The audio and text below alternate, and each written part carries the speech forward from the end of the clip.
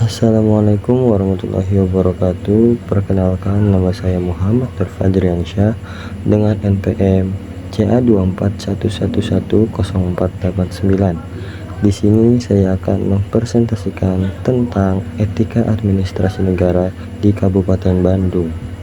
Definisi etika administrasi negara.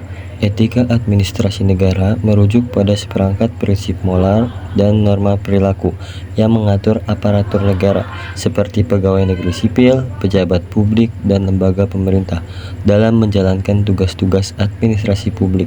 Ini bertujuan untuk memastikan bahwa pelaksanaan kekuasaan negara dilakukan secara adil, transparan, dan bertanggung jawab demi kepentingan masyarakat luas. Konsep ini sering disebut sebagai Public Administration Ethics atau etika birokrasi dalam konteks global. Prinsip-prinsip utama etika administrasi negara. Yang pertama, integritas dan kejujuran. Pegawai negara harus menghindari korupsi, nepotisme, atau konflik kepentingan. Misalnya, tidak menerima suap atau menggunakan jabatan untuk keuntungan pribadi. Yang kedua, transparansi dan akuntabilitas.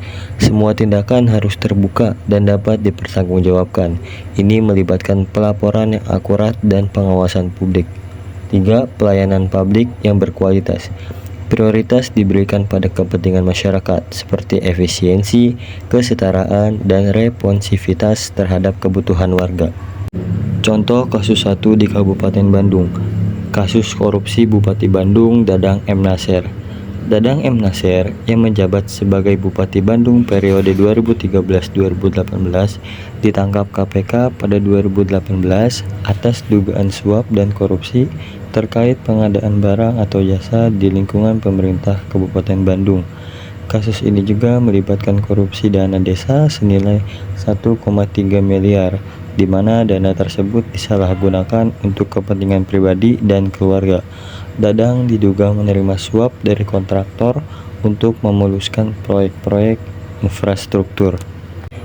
Pelanggaran etika ini melanggar prinsip kejujuran dan akuntabilitas karena jabatan publik digunakan untuk keuntungan pribadi, bukan pelayanan masyarakat. Selain itu, ada unsur nepotisme karena melibatkan keluarga dalam pengelolaan dana. Yang ketiga, dampak dan putusan. Kasus ini merugikan kepercayaan publik terhadap pemerintah daerah dan mengganggu pembangunan infrastruktur. Pada tahun 2020, Pengadilan Tinggi Bandung menjatuhkan hukuman 7 tahun penjara dan denda 300 juta kepada Dadang. Kasus ini menjadi contoh penting bagi penguatan pengawasan etika ASN di daerah. Contoh kasus 2 di Kabupaten Bandung. Kasus dugaan korupsi di Dinas Pekerjaan Umum pada tahun 2022. Yang pertama, deskripsi kasus. Pada tahun 2022, KPK mengungkap dugaan korupsi dalam pengadaan jalan di Kabupaten Bandung, melibatkan pejabat Dinas Pekerjaan Umum dan kontraktor. Proyek senilai miliaran rupiah diduga di markup, dinaikkan harga secara tidak wajar, dengan suap diberikan untuk memuluskan tender. Kasus ini masih dalam proses penyidikan. Yang kedua, pelanggaran etika. Melanggar prinsip transparansi dan profesionalisme karena pengadaan tidak dilakukan secara kompetitif dan adil, serta ada potensi konflik kepentingan antara pejabat dan penyedia jasa. Yang ketiga, dampak. Kasus ini dapat menghambat pembangunan jalan yang dibutuhkan masyarakat, meningkatkan biaya publik, dan memperburuk citra pemerintah daerah. KPK mendorong audit internal untuk mencegah kasus serupa. Terima kasih, cukup sekian yang dapat saya sampaikan. Wassalamualaikum warahmatullahi wabarakatuh.